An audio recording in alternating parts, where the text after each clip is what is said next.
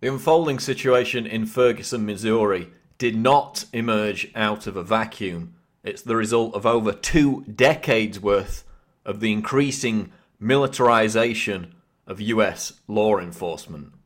And just to tackle some of the myths being put out there by the apologists, this has nothing to do with looting. Okay, the looting happened on Sunday night by a criminal element, some within the town, some who came in from outside, criminal opportunists, who looted some stores in the town of Ferguson, and the police were completely AWOL.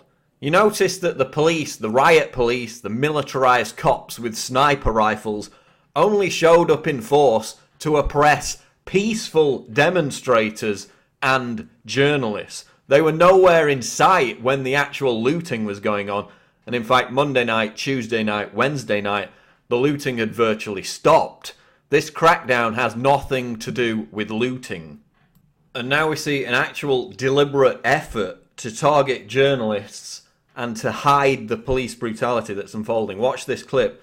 The police, the riot cops, tear gas Al Jazeera journalists, photographers, cameramen. They're forced to flee, run off in the opposite direction. And then, as you can see here in this clip, the riot cops get out of the armoured police car, on which of course we saw the images of snipers positioned. They get out, they dismantle the lighting equipment belonging to the journalists. You can see there snipers trained at the journalists who are trying to flee the scene. Then they point the camera downwards, so further examples of police brutality cannot be documented. Now we have the police acting as actual physical censors, firing rubber bullets at journalists, tear gas, harassing, intimidating them, and confiscating, dismantling camera equipment. And as we saw again last night, 2 journalists from the Huffington Post, the Washington Post, arrested for the crime of not leaving a McDonald's quickly enough. So again, this has nothing to do with looting. When the looting was actually taking place on Sunday night, the cops were AWOL. But when it comes to silencing free speech and targeting journalists, they're out in full force. And again, in an attempt to prevent reporters from documenting the unfolding police brutality, right before the flashbangs, the smoke grenades, the tear gas was rained down on the protesters and the journalists, the Ferguson police told reporters to turn off their cameras. So what are the true origins of this confrontation, these events unfolding in Ferguson, Missouri? Well, of course, St. Louis County law enforcement agencies are part of the Pentagon's 1033 program, as USA Today reports today. Pentagon-fueled Ferguson confrontation.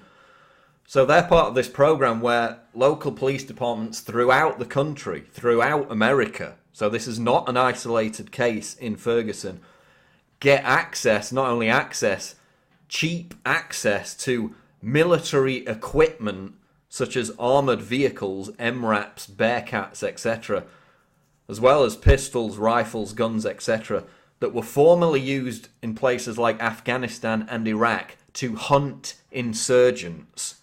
So now we ask, who are the new insurgents if not the American people? Remember this story we covered back in August last year? Colonel Peter Martino, who was stationed in Fallujah and trained Iraqi soldiers, spoke out at a local New Hampshire council meeting to warn that the Department of Homeland Security and domestic law enforcement were building a domestic army to take on the American people. Remember how the police chief, John Duval, justified a DHS grant to purchase a Bearcat armoured vehicle. He said it was needed to deal with the threat posed by sovereign citizens, free staters, and Occupy New Hampshire activists. So they justified the purchase of the armoured militarised vehicle which was used to hunt terrorists in Afghanistan and Iraq by citing the threat posed by domestic political activists.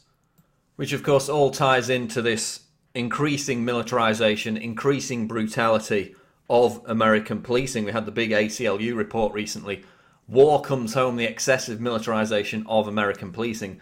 SWAT raids are through the roof over the past 20 years. Deaths, injuries, keep on rising as a result of brutal and often mistaken police raids. And remember how the establishment media and groups like White House Front Media Matters demonized and called us conspiracy theorists for years for warning about martial law. Well, I guess now you could include Newsweek in that category of wild conspiracy theorists, because they're now saying, in light of events in Ferguson, that America's police have become an army and are, quote, indistinguishable from soldiers. So the tinfoil hat wearing conspiracy theorists over at Newsweek, that crazy right-wing crackpot media outlet, are now saying the same thing that we were saying 10 years ago. And let me get to the key point here. By becoming increasingly militarised and brutal, the state itself is provoking civil unrest by firing tear gas at journalists, by being so aggressive against peaceful protesters.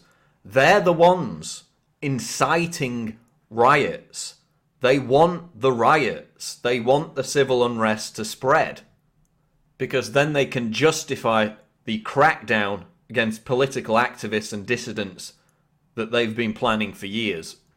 Just like we've seen in places like Bolivia, Ecuador and Argentina, they want the riots. They want the IMF riots that Greg Palast exposed back in 2001. So after the next economic collapse, they can asset strip the entire country. They want disorder. They want civil unrest. They've been preparing for it for years. We've covered the DHS bullet buys, the riot gear, and now they're openly inciting such riots with this militarized crackdown on the American people. So, snipers pointing guns at protesters and journalists in America. Nobody can deny the police state. Even Newsweek, for God's sake, is admitting that America's police forces are now standing armies. And just as we saw police and federal rangers pointing guns at Americans during the Bundy Ranch siege, we now see the same thing in Ferguson, Missouri, which of course is a predominantly black community. So it doesn't matter any race, colour, creed, political leaning or affiliation, all Americans equally are victims of this militarised police state, which is why they need to join forces, forget the political differences, and band together to stand up in defence of their common constitutional rights and freedoms, which are being eviscerated, torn apart during this outrageous crackdown in Ferguson, Missouri, which is only going to be seen in other areas of the country. This is Paul Joseph Watson reporting for Infowars.com.